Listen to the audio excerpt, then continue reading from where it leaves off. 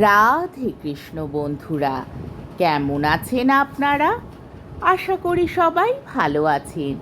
আজকে আবার একটা নতুন ভিডিও নিয়ে হাজির হয়ে গেছি। ভিডিওটি শেষ অবধি দেখার অনুরোধ রইল।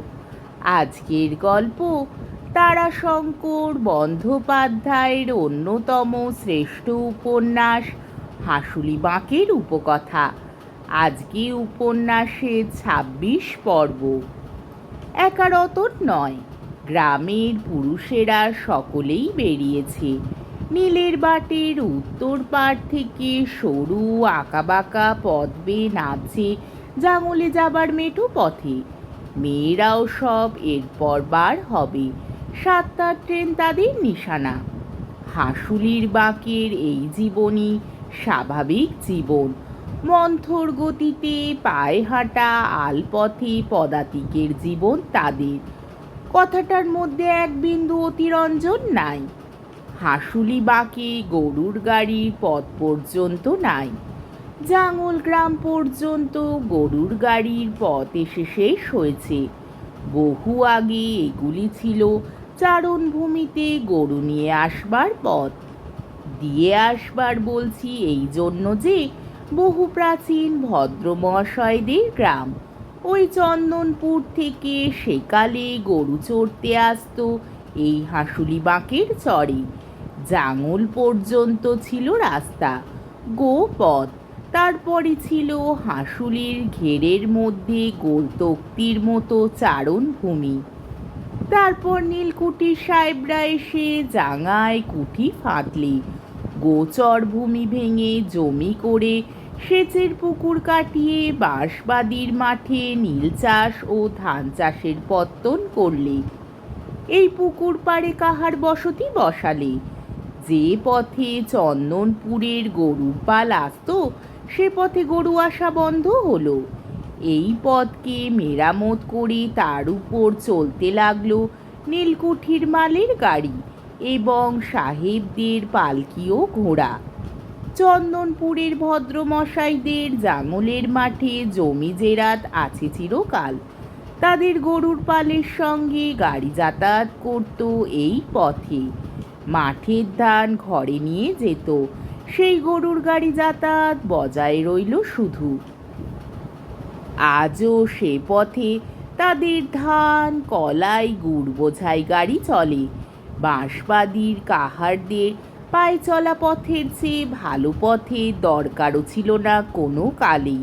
তারা পায়ে হেঁটেই চলে, সেই হিসাবে পদাতিক। কিন্তু সেকালে তারা পদাতিক ছাড়া আরও কিছু ছিল। পেশা হিসাবে ছিল বাহক। কাঁধে পালকি নিয়ে সাহেব মেমদের বইত, বরকনে বইত। কখনো কখনো জ্ঞান গঙ্গা নিয়ে যাবার জন্য বায়না আসতো। সকলের আগে যে বেয়ারা থাকতো সে সুর করে বলতো সাওয়ারির ছড়া। অন্য সকলে সমস্বরে হাঁকত, প্লোহি প্লোহি প্লোহি। চারিদিক সরগরম করে তারা চলত দ্রুত পদে। আজকাল তাদের এ পেশাটা গৌণ হয়েছে। বিয়ে ছাড়া ওদের আর ডাক পড়ে না এই কর্মের জন্য। তবে বহনের কাজটা বজায় আছে। পালকি বহা কাঁধে ভার বয়। সেদের মন বোঝা নিয়ে যায় 10 ক্রোশ পর্যন্ত, 20 ক্রোশও যায়। তবে পথে এক রাত্রি বিশ্রাম করতে হয়। মাথায় বোঝা বইতে হয় আজকাল বেশি। বাহকত্ব ছাড়া চালকত্ব গৌরবও আছে। হালের বলদ চালায়, গরুর গাড়িও চালায়। সুতরাং সে গতি আরও মন্থর। তাই পায়ে চলা পথ ছাড়া অন্য পথের অভাব তারা অনুভব করে না। পথ চলতে চলতে হুকো টানে। মধ্যে মধ্যে হাত বদল করে গল্প হয়। এই মন্থর জীবনের গতানুগতিক কথাই হয় পরস্পরের মধ্যে রোমান্থন বলা যায়। আজ কিন্তু সকলেই একটু উত্তেজিত। আজ কথা চলছে গত কয়েকদিনের ঘটনার আলোচনা। তার মধ্যে বনোয়ারির ব্যবহারের সমালোচনাই বেশি। বনোয়ারির অন্যায় হয়েছে এ কথা সকলেই এক বাক্যে বলছে। নিম তেলে পানু বেশ গুছিয়ে এবং চিবিয়ে কথা বলতে পারে। সেই বলছিল, মাতব্বর যদি শাসন করতে তরাস করে তবে দুষ্টু নোকের অন্যায় করলে তার শাসন হবে কি করে? আজা হিনবল হলে আজ্য লষ্ট। এত বড় অন্যায় মুরব্বি বাক্যটি বার করলে না মুখ থেকে? নিশ্চয়। তবে চলুক এই করণ কাণ্ড। তোমার পরিজনকে আমি টেনে নিয়ে যাই, আর আমার পরিজন গিয়ে উঠুক আপনার ঘরে। কথাটা বললে প্রহ্লাদ। রতন পিছন থেকে প্রতিবাদ করে উঠল, আমার নাম মাইরি করো না বলছি। আমি কাল সব্ভাগ্যে মাতব্বরকে বলেছিলাম এ অন্যায় হচ্ছে মাতব্বর। তবে নিজের নিজের বউ বেটি নিজে নিজে না সামলালে মাতব্বরই বা করবে কি? মাতব্বর পাহারা দিয়ে বসে থাকবে? প্রহ্লাদ চিৎকার করে উঠল, বলি, হ্যাঁ শালো, মাতব্বর করালিকে শাসন করতে লাগব?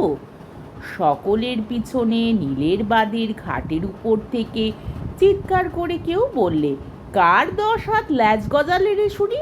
করালিকে শাসন করবে, তার নাম কি? শব্দ লক্ষ্য করে সকলে চকিত হয়ে তাকিয়ে দেখলে বক্তা করালি নিজে। নীলের বাঁধের উত্তর পূর্ব কোণের পদ্মা বেয়ে ঘাটে করালি উঠছে। চন্দনপুর থেকে আসছে নিশ্চয়। সেদিন রাত্রে পালিয়েছে পাখিকে নিয়ে, ফিরছে আজ সকালে। সম্ভবত কোনো জিনিসপত্র নিতে এসেছে। দাঁড়িয়ে হাসছে, সঙ্গে তার পাখি অনুসু দিদি। রতন, প্রহ্লাদ, পানু এবং অন্য সকলেই করালির কথায় ফিরে দাঁড়ালো। শুধু তাচ্ছিল্য ভরে হাসছে করালি। পানু অন্য সকলকে বললে, দেখ সব, একবার ভালো করে দেখ। প্রীতিকার করতে না পারো তোমরা গলায় দড়ি দাও গা। করালি হা হা করে হেসে বললে, এসো কেনে একা একা, কেমন মরদ দেখি। পাড়ের উপর থেকে পানুদের দলের অনুসরণ করে নেমে এলো মাতলা এবং নটবর। ওদেরও গন্তব্যস্থল জাঙর, ওরাও সেখানে কৃষানি করে। রতন বললে, চল চল, এখন আর পথের মাঝে দাঁড়িয়ে গায়ের খিটকাল করতে হবে না। সে ব্যাপারটাকে চাপা দিতে চায়।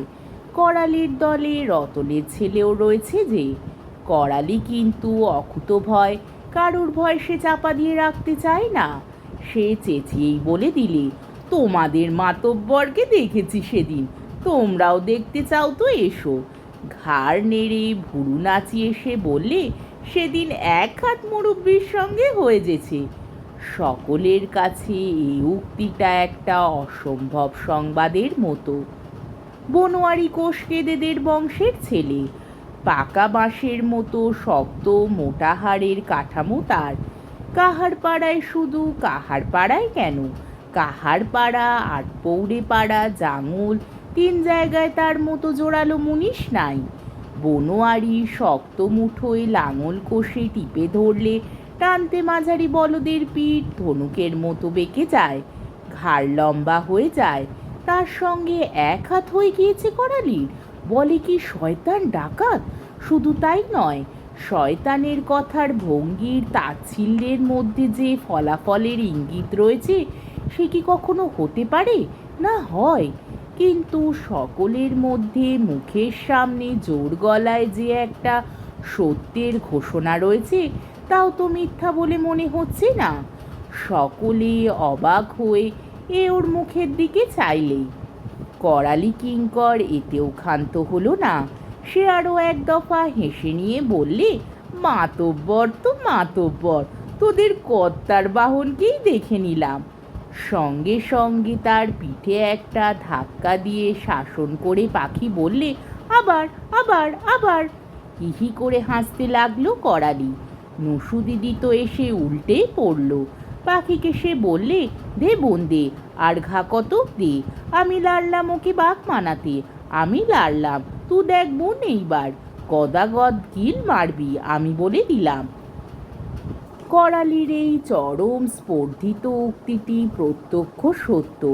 কর্তার বাহন অর্থাৎ ওই চন্দ্রবোড়া সাপটাকে মারার কথা তো সকলে চোখে দেখেছে, কিন্তু সে কথাটাকে এমন স্পর্ধায় শানিত করে বলায় সকলে আশ্চর্য রকমের সংকুচিত হয়ে গেল। করালি পাখি নসু কিন্তু উল্লাস করতে করতেই চলে গেল। কোনো কথা না বলে মাকলা নটবড় মাঠে নেমে পাশ কাটিয়ে তাদের অতিক্রম করে চলে গেল। ওরা নীরবেই গেল। নটবর হুঁকোটা টানছিল। বাপকে দেখে একটু খাতিরই দেখালে। কাজ বরাবর এসে নামালে হুঁকোটা একবার। ওরা চলে যেতেই রতনের দলের চমক ভাঙল। সেই ছিল সর্বাগ্রে। সে চলতে আরম্ভ করলে সকলেরই পা চলল সঙ্গে সঙ্গে। চলল কিন্তু নীরবে। খবরটা শুনে যেন সকলেরই কথা শেষ হয়ে গিয়েছে। আজকের পর্বটি এইখানেই শেষ হলো।